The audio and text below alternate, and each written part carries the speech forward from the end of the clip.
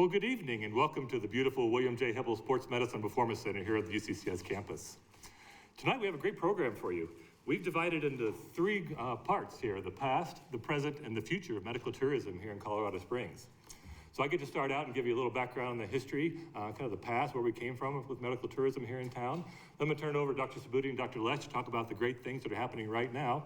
And then our friend Doug Price is going to bring it home tonight and talk about the future of medical tourism, where we're headed in the future there. So without further ado, let's dive in. My trusty clicker here. So let me start with a few minutes talking about the past. So for those of you that know me, my name is Chris Valentine, the Assistant Vice Chancellor of Marketing and Communications here at UCCS. And you're probably saying, why in the heck's a marketing guy talking about history? Well, it was all about history, all about marketing back in history. So we're here to celebrate the 150th anniversary of Colorado Springs. And right in 1871, when Colorado Springs was founded, Colorado Springs was marketed as City of Sunshine. That was our tagline there. We were bringing folks to Colorado Springs who were chasing the cure for consumption, which was known as tuberculosis.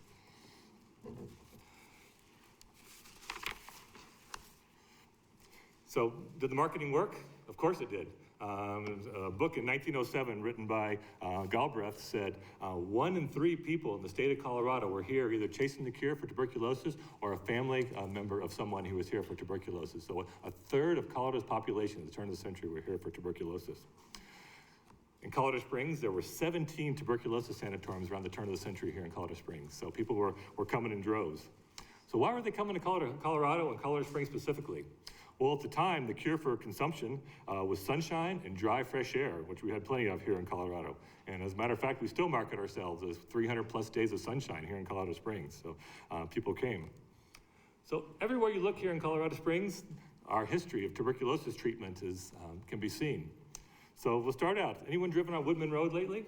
Anyone know why it's called Woodman Road? Tuberculosis, yep. The modern Woodman of America Sanatorium opened in 1906. And if you go down Woodman and go up Old Woodman there where the St. Francis is up on the hill there, the monastery was, or the convent was, that's where it was, up on the hill there. And that's what it looked like. In 1907, they built it for a cost of $1.5 million. They could host 245 patients, and 180 of them lived in the gardener huts. You can see a picture of the gardener huts there, the wooden gardener huts. And they were there all year long, out in the snow. They were sitting outside in the blizzards and the cold weather or the sunshine. So that was the treatment of the day. So you say, gardener huts? What's a gardener hut? Where'd that come from? So Dr. Charles Fox Gardner actually invented the gardener huts. He looked at the he toured Colorado and met some of the Native Americans and looked at the way their teepees were made. And if you notice the canvas one there from Glockner Sanatorium, you can see clearly how the air would flow out the top. There's opening the bottom for the air to flow in and flow out the top. So there was a constant flow of fresh air through the gardener tents. And that was, again, the treatment. The clear, dry, fresh air was the treatment for tuberculosis. So some were made out of canvas, some were made out of wood, as you see here. If you want to see one today, there's actually, if you go to Penrose Hospital in Nevada, there's a park right behind the hospital, and there's actually one of the huts that's been refurbished in the back, and you can see the inside. It's all furnished with what's been there in the period of the day, so it's pretty cool to take a look at that. So I encourage you to if you're interested, check that out. So speaking of Penrose Hospital, let's talk a little about the history of the hospitals around. So on the left here is Glockner Sanatorium. That picture's from 1902. That's the original Glockner. It's a fun story. I always like to share the story. I actually worked at Penrose for a long time and got to study the history there. But a short story, in the 1880s, a young lady named Marie came to Colorado Springs with her brother. And her brother, she was a teenager at the time, and her brother was suffering from tuberculosis. So I always imagine they sent this teenage girl, her brother who was sick, and their nurse from their home in Ohio out to Colorado for the cure. And the cures took a long time, years sometimes. So they traveled out here, and while they were here, Marie met a gentleman named Albert Glockner. Albert was a man of means, fairly wealthy, but he too was here in Colorado, searching for the cure for tuberculosis as well. So Marie and Albert got to know each other, they got married. Albert had a dream of opening a tuberculosis sanatorium to help those who were without means, those who needed support there. Sadly, he passed away, and Marie's brother actually passed away. But Marie took on the dream and built and opened Glockner Sanatorium in 1890. They opened it, it was a sanatorium for those without means. So there was plenty of other sanatoriums for those who could pay, but they wanted to help the poor in the communities. So it cost $1 a day for a room, board, and medical treatment. And if you read some of the early some of the early books about that, it says lots of the patients were noted as, quote, friends of Glockner, meaning they couldn't even afford that $1 a day. So Glockner had a lot of financial trouble early on. That's a whole nother story. I could spend all night telling that story, but $1 a day, and a lot of folks couldn't even pay for that. On the other side of the picture there, if you've been to the Olympic Training Center, if you live in town long enough, you recognize that building. It was torn down just recently there. But that was the National Methodist Sanatorium, which opened in 1926. It was adjacent to Beth El Hospital, which later became Memorial Hospital. So they opened the first few buildings in the 1920s there as the National Research Center for Tuberculosis. They planned a whole campus, buildings all across there. But soon after they opened it, just a few years later, this little drug called streptomycin was invented. And they realized that that was a much better treatment for tuberculosis than sunshine and fresh air. So the sanatorium didn't go any further there, but it soon became Int Air Force Base and then later on the Olympic Training Center. So that's the basis there. And even the UCCS campus here has its roots in tuberculosis. Cragmore Sanatorium was hosted on the UCCS campus, just right up the hill here from where we are. So while Glockner was a place for those without means, Cragmore was a sanatorium for the rich and famous. So Cragmore became the health mecca for artists, writers, and corporate tycoons who found not only their health, but a new home in Colorado Springs. A lot of them, once they found their cure, they actually moved to homes and made their businesses here in Colorado Springs, which really helped our economy back in those days. And while some sanatoriums focused on rest and recovery, the parties and events at Cragmore were epic. So they were known across the town. So one story I read, the person was coming back from Denver in the wee hours of the morning is what they said. I assume it was 2 or 3 in the morning, and they said the lights and activity at Glockner were still ablaze, shining up from the hill down in the city there. So lots of big parties. We could talk a lot more about Cragmore, but it's fun. And also more than one couple were met and married here at Cragmore while they were recuperating from tuberculosis. So I could spend the next hour or more telling fun stories about the history, but I'd like to move on and talk about the present here. So if you want to learn more about the history, I encourage you to go down to the Pioneers Museum downtown. If you make your way up to the second floor and find the back right corner, there's a whole display, a whole room full called City of Sunshine display. And they have a gardener hut in there, and they have a sun porch and lots of timelines and things like that. So a good way to spend a few minutes and learn more about the history of tuberculosis in Colorado Springs. So that wraps up the past, so let's move into the present. So I'm going to turn the podium over to my friend, Dr. Andy Sabuti, to talk a little bit about his role here. Andy? Thank you. Well, thanks for joining me today. And what's so fun is hear this history about Colorado Springs. And of course, there's medical tourism history, as Chris presented, but there's also some history related to academics and high altitude physiology that I'd like to talk a little bit about. So anybody want to venture a guess as to where this photo was taken? Yeah, that's the Cog Railway. This is near the summit of Pikes Peak. Anyone want to venture a guess as to what year it was? 1920. Close. Earlier. 1911. So this is a group that actually came from Oxford, England, to study the effects of altitude on breathing. And so it kind of went along the same vein as the sanatoriums that were popping up at that time. But the gentleman in the middle there is John Haldane. He was a professor at Oxford, and his graduate student is the one with the contraption that's hooked up to his back. His name's Gordon Douglas, that invented these things called Douglas bags that are on the back. So they're actually capturing this person's respiratory gases as they're walking up the slope there towards the summit of Pikes Peak. And then the other gentleman on your left-hand side is Professor Eric Schneider from Colorado College. And they had come out to partner with him to do these high-altitude studies. So fascinating research that went on for several years on the summit of Pikes Peak. And we are still doing much of that same type of research. So I went back 100 years after that photo was taken, and I took this photo. And of course, you'll recognize me as the professor from Colorado Springs. And the man in the middle is Dr. Robert Roach, who, if anybody in the world of high-altitude physiology has to cite all of his papers because he created the scale to score mountain sickness for people that come out as a way we use as a diagnosis.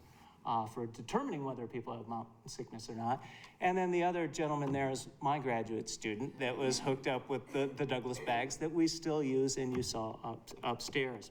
So there is a rich history, and we want to expand upon this history and keep it going because there are many questions that we still have to learn. So what's so great about having this Hibble Center is that we are able to do something that nobody else in the country is doing. We are integrating undergraduate education with an active medical practice as well. And that's what's so special about it. There are a lot of places around the country that do graduate level education in all sorts of different fields, but we really want to bring it down to those undergraduate students so that students that want to go into fields related to healthcare start getting the right type of experiences to help direct them along the right pathways as early as we possibly can.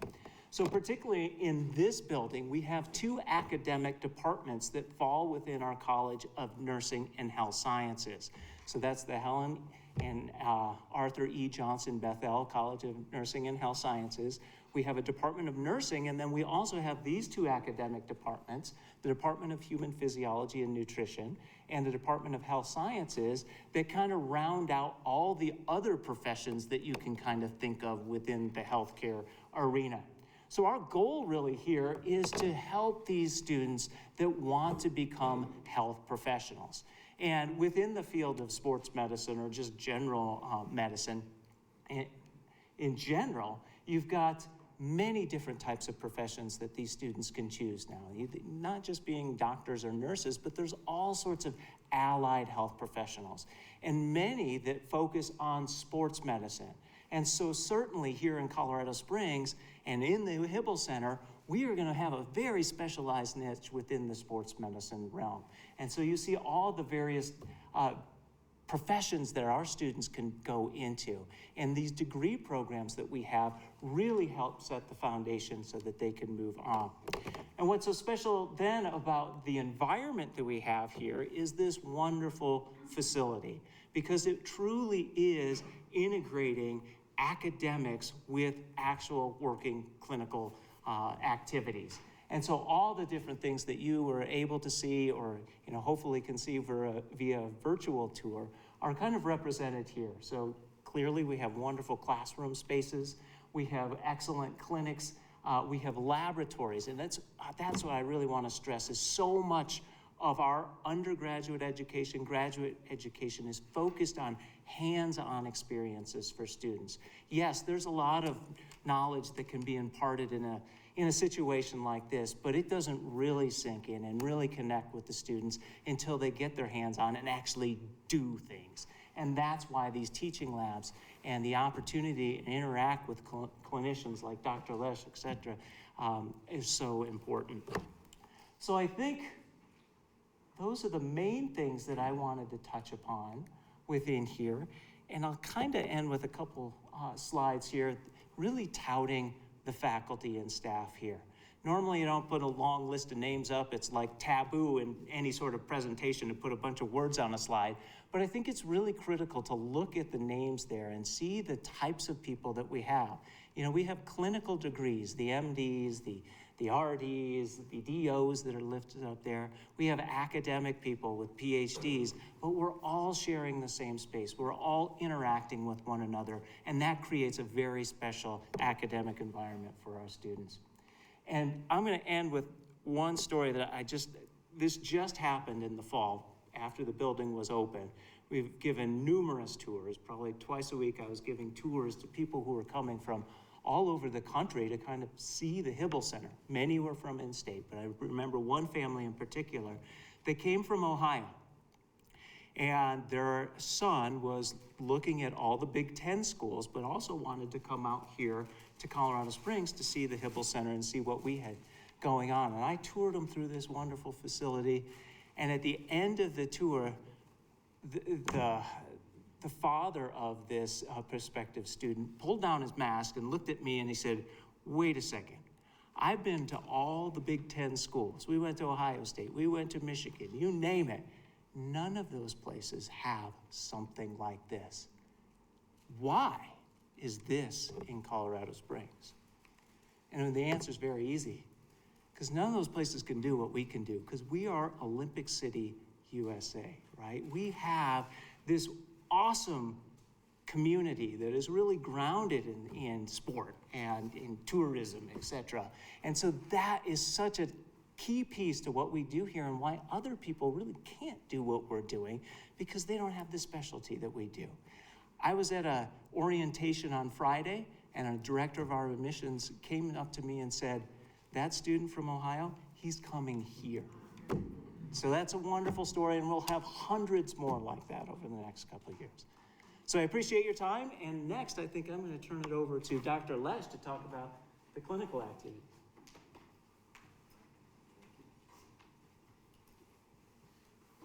All right, good evening, everyone.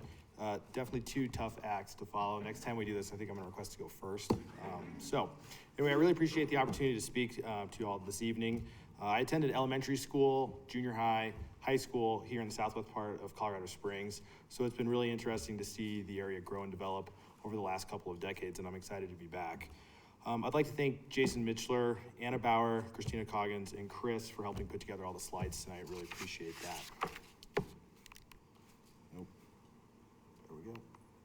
Okay, so a little bit about medical tourism. I'm going to talk a little bit about the present here at the Hibble Center, and as well as the future, and certainly because the two are really intertwined right now, as we've had to delay our present because of the pandemic. So the near future is coming soon as we're able to open up and do some more of the services and things that we can't do in order to kind of comply with some of the pandemic rules and safety.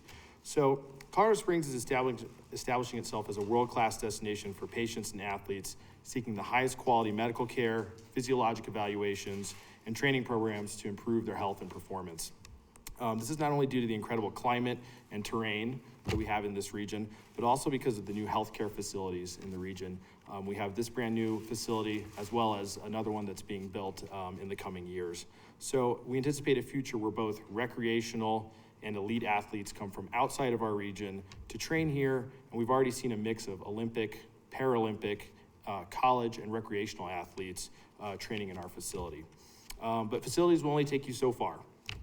We have physicians, physician assistants, nurse practitioners, physical therapists, athletic trainers, and sports performance coaches located here, as well as award-winning scientists that allow for collaboration and innovation in patient care.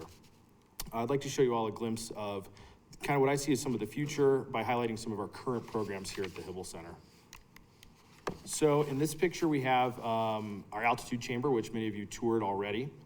In this chamber, oxygen levels are changed to simulate either low or high altitude. Now, one may ask, why would we want to do this?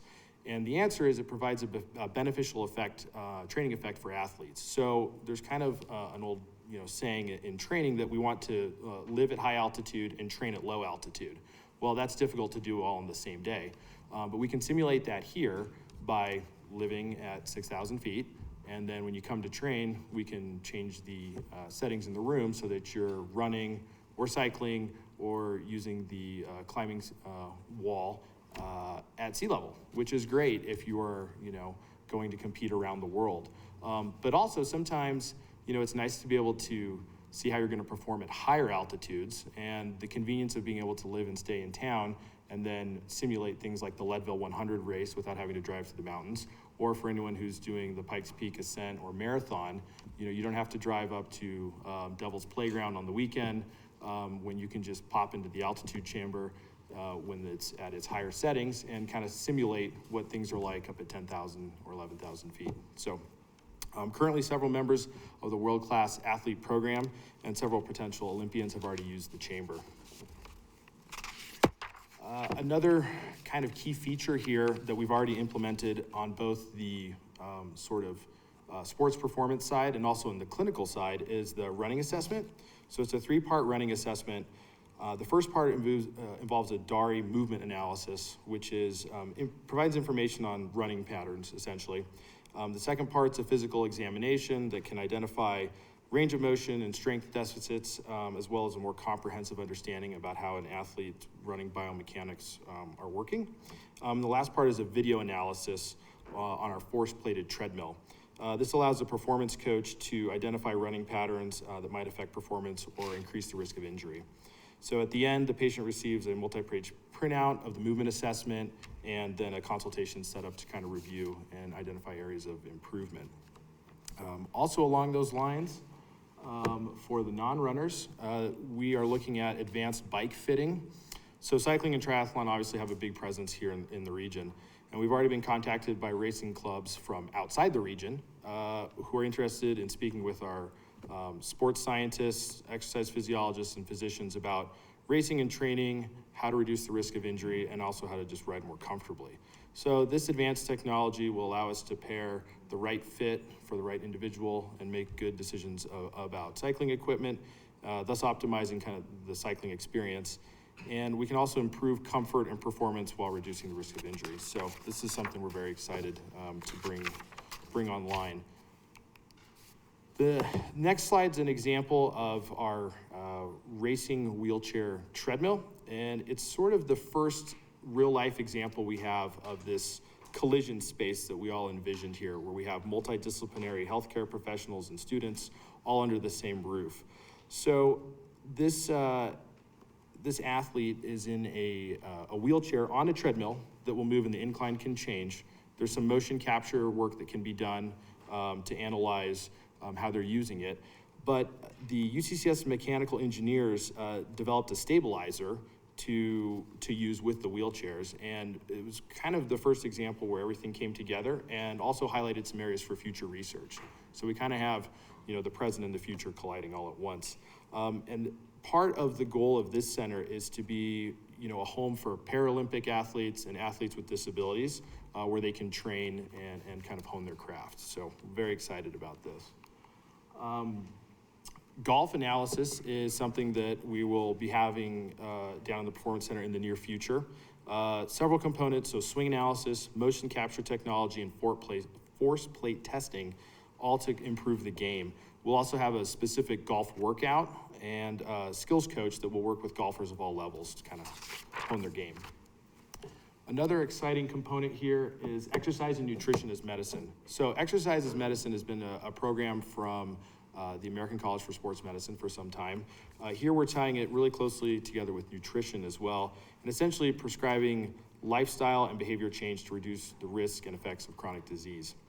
So working with area physicians who can send patients over on a referral basis, patients and athletes can take a multifaceted approach that includes personal training, which currently is done through some online interface. So they don't work out here, but they meet with the coach online, work out in their venue at home or outside.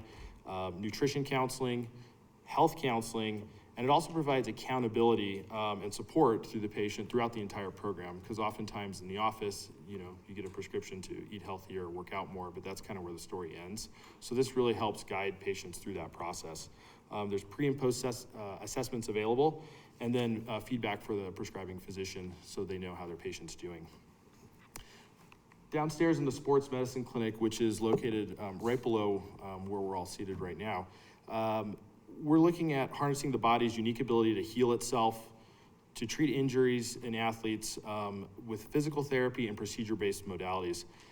We practice evidence-based medicine to provide cutting-edge therapies for our patients. Several examples of this include Buffalo concussion treadmill testing, which utilizes exercise to diagnose and treat concussions. So at the end, we get a personalized treatment plan that's developed for each athlete for their specific injury, and we're using the body's ability to kind of heal itself through exercise and movement to get that athlete back on the field. Other avenues that are currently being researched, across the country and around the world is the emerging field of orthobiologics. So this includes several different modalities, including platelet-rich plasma, what's called viscosupplementation or gel shots that many of you may have heard of, and then also mesenchymal signaling cells. The idea is to use these modalities to help the body kind of heal itself and reduce pain. We're not trying to regenerate or regrow anything here, but just improve function. So platelet-rich plasma is currently being used in the clinic. Essentially, a patient will come in, draw their blood, spin it in a special centrifuge, identify the platelets and growth factors that we want, to extract from their blood and then inject that into the tendon or to the joint that's causing a problem using ultrasound guidance. So that's happening right now. There's kind of mixed evidence in the literature about its application, and that's where further research is needed to kind of, set up, when this is appropriate and when it's not. The orthobiologics, like the viscosupplementation currently being used, those have been around for a while, but help some patients who have chronic joint pain, and so we're actively utilizing those modalities. And then the mesenchymal signaling cells is really an area in the future. So these cells are harvested from the patient themselves in the clinic the same day from either bone marrow aspirate or from adipose tissue, and it's sent through a processing machine and then sort of purified and then injected just like the PRP product into the joint that's causing problems or into the tendon. So there is not enough evidence right now to really support its use one way or the other, right? So for or against. So it's definitely something that, we would like to be involved in the future, so that we can really guide our patients in an evidence-based manner of if this is something that should be done to help them, get back on the field.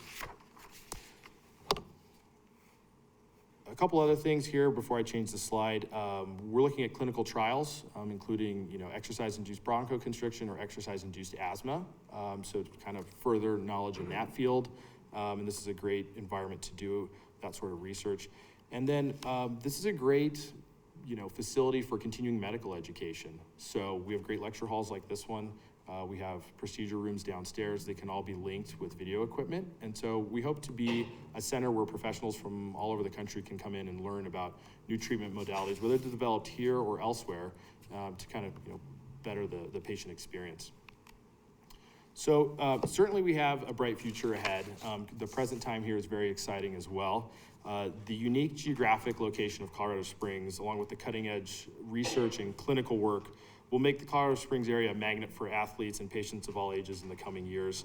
They can look to Colorado Springs as the place to help them run faster, jump higher, recover more quickly, and continue to push the boundaries of what the human body and mind can accomplish. The future is bright as this city will be sought out as the medical home of the 21st century athlete. Thank you very much, and we'll turn it over.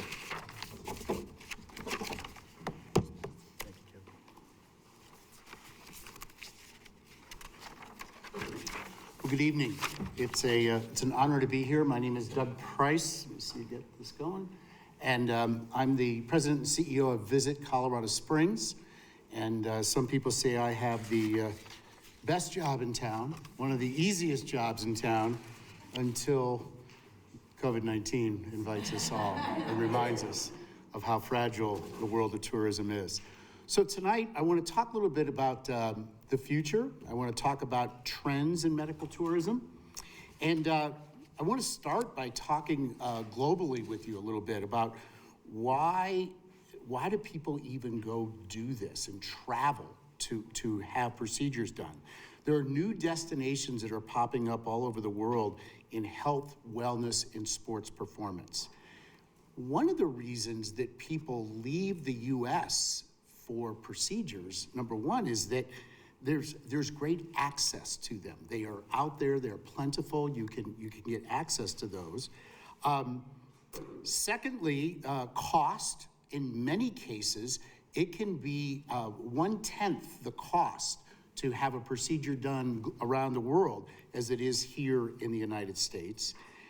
Culture is another reason that we all travel, but for medical tourism purposes, Thailand has actually become the capital of medical tourism around the world. So you can get you can buy medical packages over there right now that include 30-day visas to just make it that easy to get a procedure done.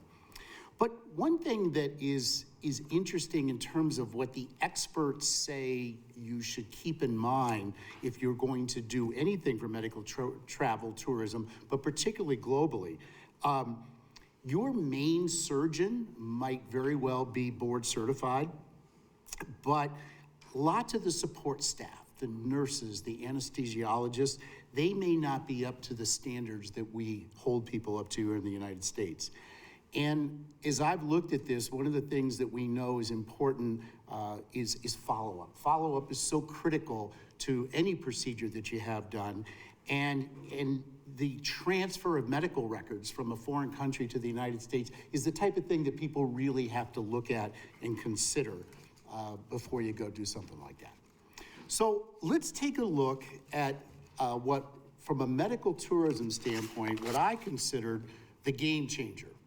And we're going to take a play out of Peyton Manning's playbook. Because back in 2011, Peyton was still playing with the Colts in Indianapolis, but he had a neck injury. And anybody who follows sports and NFL football, and particularly as a Peyton Manning fan, knew that he actually left the country. He went to Europe to have this treatment, this stem cell treatment for his injury. And as it turns out, you know, the Colts let him go. And the rest is history for us here in Colorado because, you know, he signed with the Broncos and Tebow left. And the next thing you know, they're winning Super Bowls. And this summer, he's going to be inducted into the Pro Football Hall of Fame.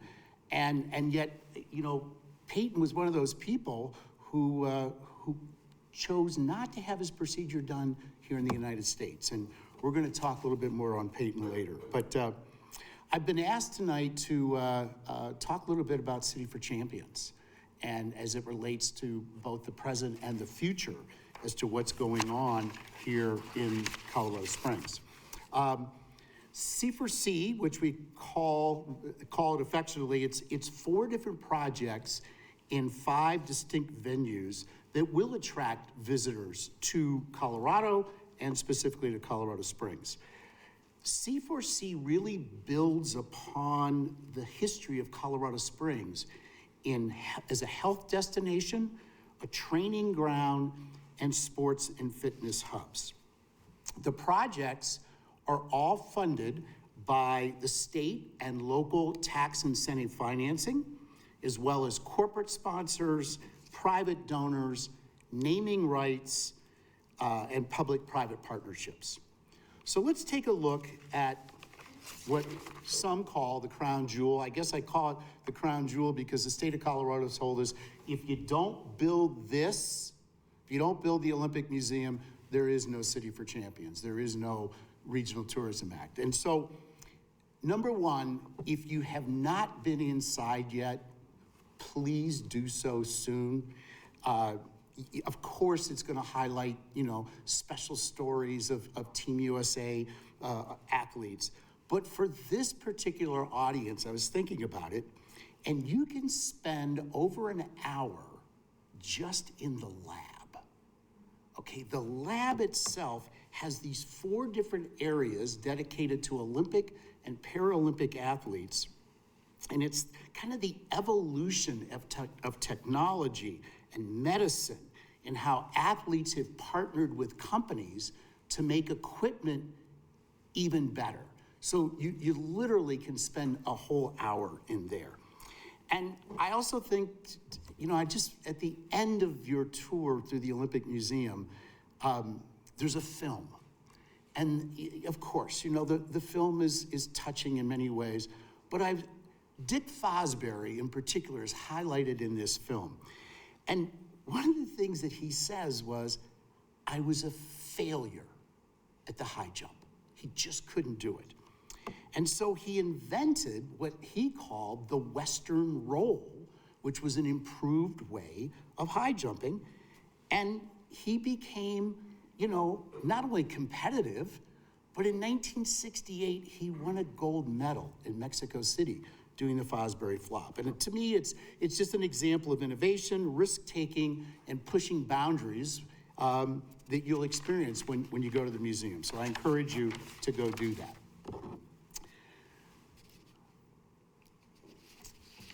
So you've heard all about the Hibble Center, recovery, performance, research. I'd be remiss if I didn't thank UCCS and Centura Health for partnering and making this such a special place for, you know, for partners, patients, students, It's quite a spot. But, you know, we are building now and into the future a national and an international reputation here at the Hibble Center. It's not going to happen overnight. But let's take a long view of the Hibble Center and think about what the future could hold for this building. And what really is going to set us apart from competitors, not only here in the state of Colorado, who you know, have a good reputation, but literally throughout the US and around the globe. Number one, you said it. It's in Olympic City, USA. It's in Colorado Springs, so we're blessed to have people who want to come here and take advantage of what we have here. I don't know, I think I heard it once tonight, but the term co-locate is really important to what it is that makes this building so special. It's the only facility to fully integrate undergraduate and graduate education, research clinical practices, and performance training in the same building. You are able to deliver cutting-edge programs and provide unparalleled education and training to really the next generation of healthcare providers. The facility itself is and will continue to serve as an incredible recruiting tool to attract and retain the best and brightest students, faculty, researchers, and clinicians. The Hibble Center is also just the second building in what will eventually become like a 5 to 7 building UCCS Health and Wellness Campus. This will support the goal of providing interprofessional educational opportunities for students, again, made possible by being co-located. You just cannot underestimate the power of being co-located. The Lyda Hill Institute for Human Resilience is moving to the Lane Center right next door to us, and there are already discussions going on regarding the development of new models of integrated care for surgical patients, trauma victims, and athletes. So we really do expect that the Hibble Center and its programs will be fully integrated into the patient care models at the new Centura St. Clair Orthopedic and Spine Hospital that's going to open up on Interquest and I-25 in 2023. So the bottom line to the Hibble Center is it's very, very unique orthopedic center space. And in the next 5 years, watch out, because it's going to just pave a way of its own that will have people coming here, I think, from all over the world to enjoy it and take advantage of it. Widener Field embraces the global sport of soccer here, right here in Olympic City, USA. I think it's really fitting that Dean Widener, who was a 1959 Wasson High School graduate, built downtown's own Field of Dreams. It's a $47 million multi-purpose outdoor stadium that opened up just last Friday night. And just this coming weekend, on Friday night, it's hosting a Latin concert, and Saturday night, it's hosting a country concert. And so I just would urge everybody to, sometime soon go down to support the Switchbacks and experience the atmosphere at this Widener Field City for Champions project. On the campus of CC, the Robeson Arena is being built, home to CC Hockey, who will play home games for the first time on campus at Colorado College. Ed Robeson was a 1954 graduate of CC, and he also played hockey there, and he contributed mightily to this multi-purpose indoor arena that is scheduled to open this fall when the puck drops for CC Hockey. And the fifth and final project of our City for Champions venues is the United States Air Force Academy Gateway Visitor Center. It's now shovel ready, but what it needs and what they're doing right now is they're in the bond market and they're getting the bond funds in place so they can begin construction later this year. It's 50 acres outside the North Gate entrance off of I-25. It'll feature an $86 million visitor center, a 375-room hotel and conference center, office building, retail center, and it will welcome visitors to Southern Colorado starting in 2023. So that's City for Champions. So what's next? Well, how about right here at UCCS, the world's first venture attractor, Epic, is drawing people, resources, and startup ventures to Colorado Springs. Their focus is early stage startups in sports, outdoors, health innovation, and human performance. In January of this year, they launched the Scale to $1 Million Startup Program, which builds upon Colorado Springs as a wellness destination and for startups that want to make Colorado Springs their home and be able to have their business just thrive right here. So what's next? How do we wrap it? In summary, Chris pointed it out. We really have moved from TB huts to state-of-the-art health and wellness centers. This is a shot from the Strata Wellness Center at the Garden of the Gods Club and Resort, a world-class facility, to performance centers here in the future at the Hibble Center.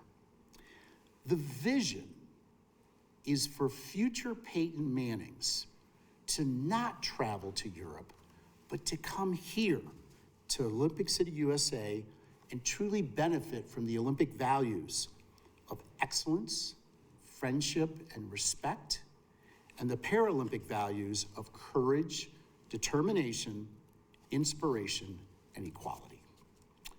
Thank you very much, and I think I'm going to turn it back over to Chris. All right. Well, thank you, everybody, for this great information there. So we want to take a few minutes. We got about 10 or 15 minutes here to do some question and answers. So our friends online actually submitted some questions. So let's get started with some of those while you in the audience here think of your questions, and we'll get to your questions here in just a second. So I want to start with Dr. Sabuti. Andy, if you want to step up, the first question I'll throw out your way here. So as you're walking up here, the question is, endurance athletes often live at high altitudes and train at lower altitudes. Dr. Lesch mentioned that. So can you talk briefly about the plans on incorporating that principle to improve performance athlete training here in Colorado Springs? I know your expertise is altitude. So. Yeah, no, that's an excellent question. And there's kind of a misconception about Colorado Springs and our altitude that somehow if you live here, you'll magically get this adaptation to altitude that will automatically make you better at sea level.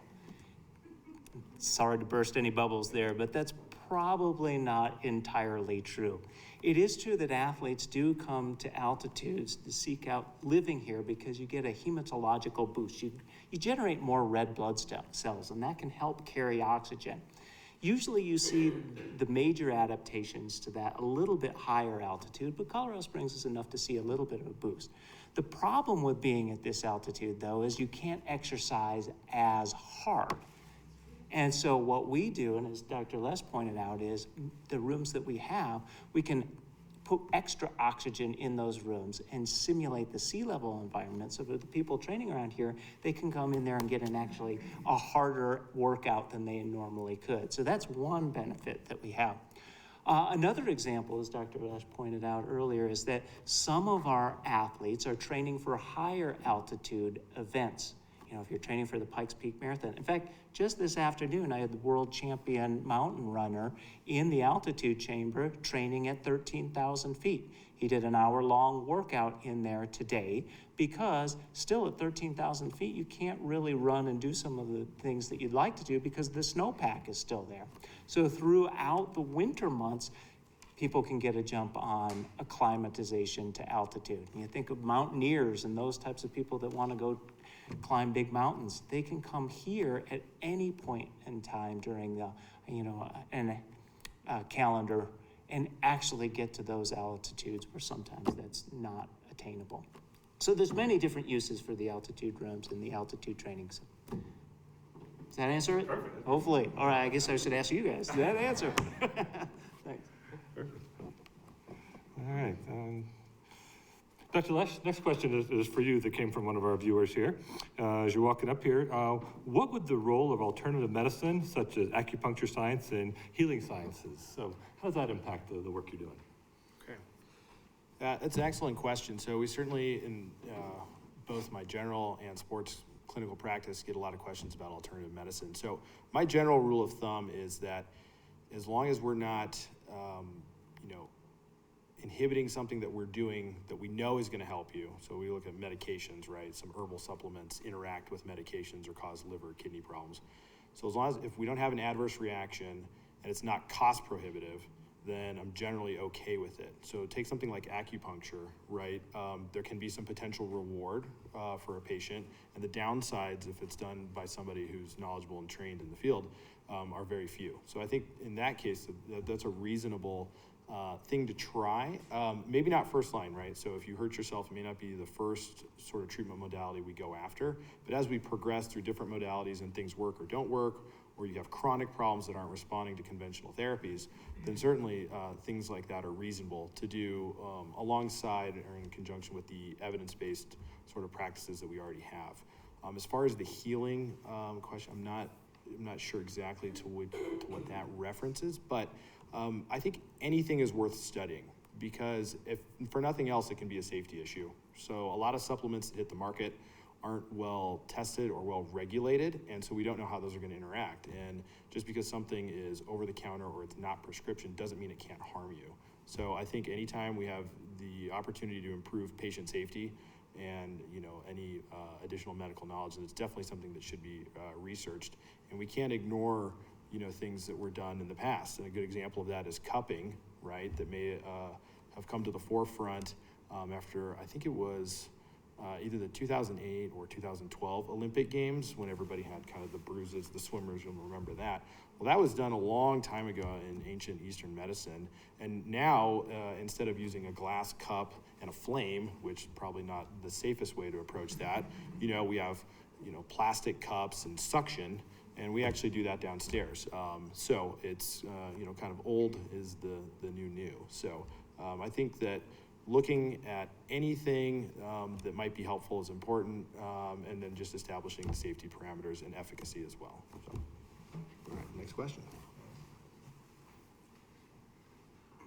The other question that came in, I'll take it, it was a history question. So the person asked, after TB, what's the second most likely reason for people visiting Colorado Springs for medical care back in history there? So I did some research, and it said things like, other respiratory illnesses. But a fun story that I recalled, Dr. Edwin Sully, back in the 1870s, early 1880s, had a brochure that he wrote, and it was about the waters from Manitou Springs. So he touted the medical cure, that those waters could cure everything. He went from eczema and diarrhea all the way up to cancer. I mean, these waters were magical. And that brochure went worldwide, and people traveled to Colorado Springs for the waters of Manitou Springs. So I think people came here for a lot more than tuberculosis, looking for those cures, which is fun. So that's the questions from our audience. So questions from our folks in the room. Anybody have a question for any one of our panelists tonight?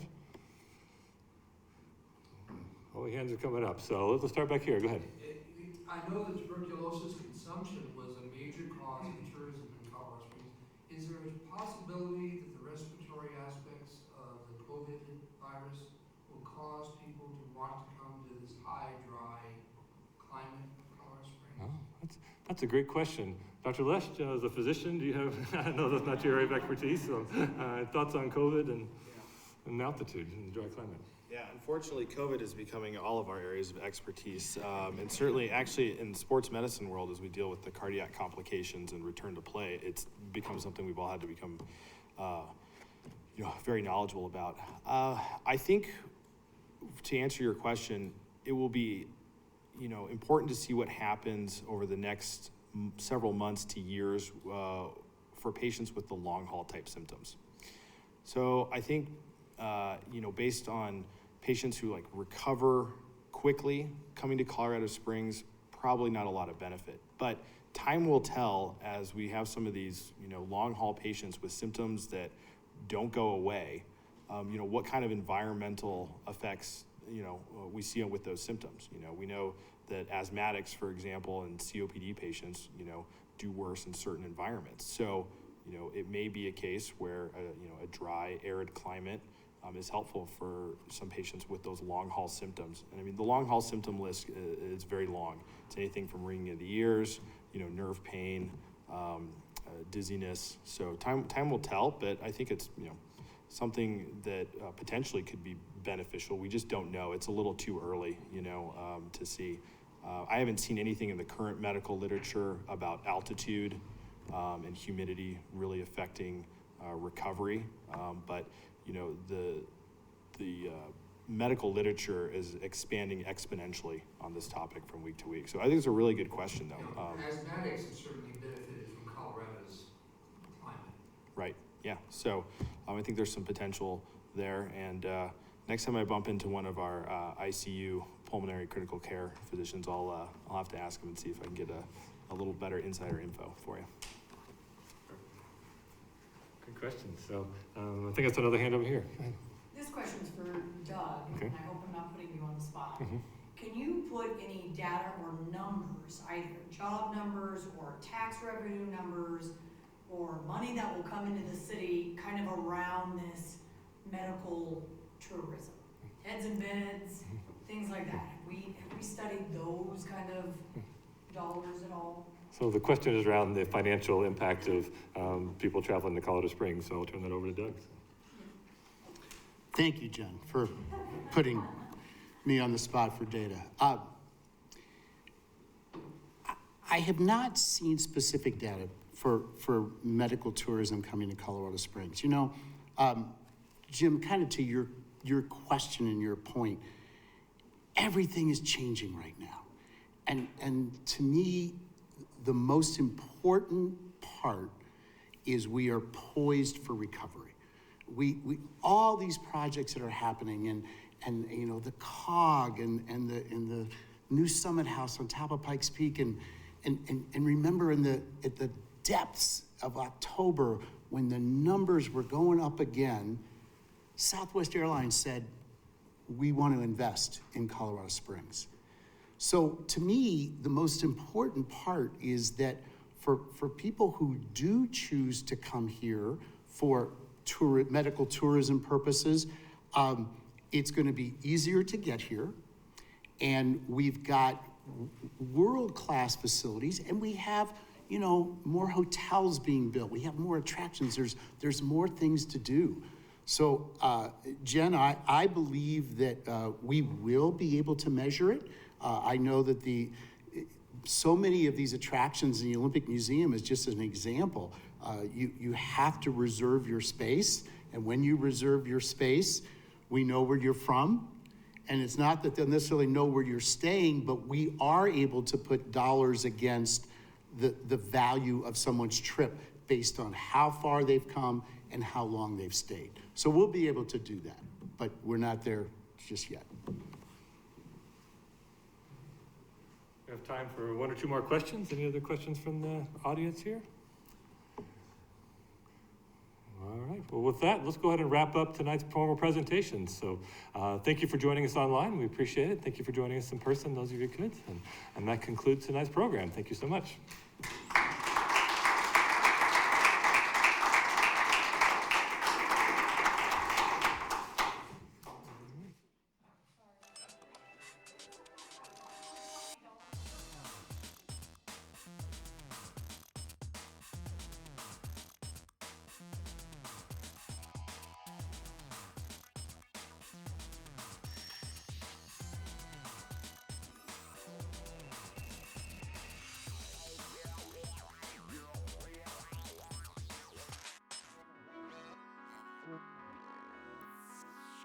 As far as I know, this is the only center in the nation that really integrates clinical services and undergraduate and graduate education and research.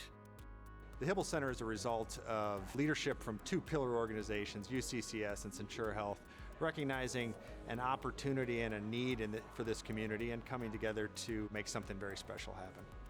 Students, teachers, researchers, collaborating with our excellent caregivers at Centura Health is what's going to make this place super special.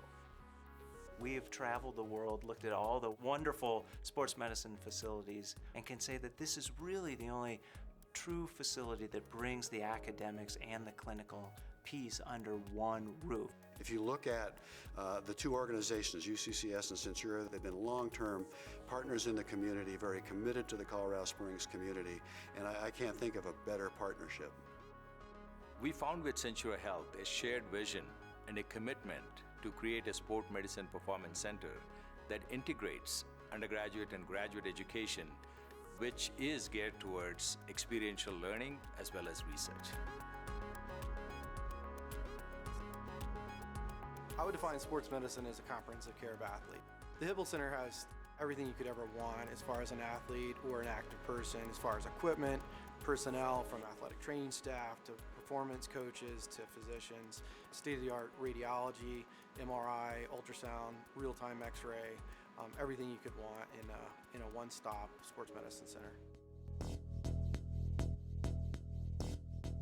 We understand movement, we understand biomechanics, and so when we're training our athletes, we know how to train them the right way. When you're sprinting, you're not just running down the track. We know your knee angle, your hip angle, how much force production you need. And so there's a lot of value in that for making sure what we're doing in sports performance training actually transfers to what you're doing in your sport. With the collaboration between UCCS and Centura, we have the opportunity to help be on the leading edge of new and improved medical procedures and treatments. I'm excited about the entire building, whether it's education, rehabilitation, whether it's actually dedication to increased performance. This building really has it all. When you look at our facilities, we've really designed the facilities so you can do just about anything you'd want to do. For someone like me who studies altitude physiology, we've got altitude chambers, environmental chambers, we've got exercise labs, we've got biomechanics labs, we have rooms that are set up to do, sophisticated biochemical work. Everything is under one roof. We have 14 instructional spaces in this building. We only have 5 typical classrooms, so the rest of them are actually instructional laboratories, which combine experiential education and then the traditional didactic education. When you look at this project, I have to think of the vision of Venkat Reddy and Centura Health for what they are doing to truly have an impact on sports performance, education, and medicine within the Pikes Peak region, the state, and the nation.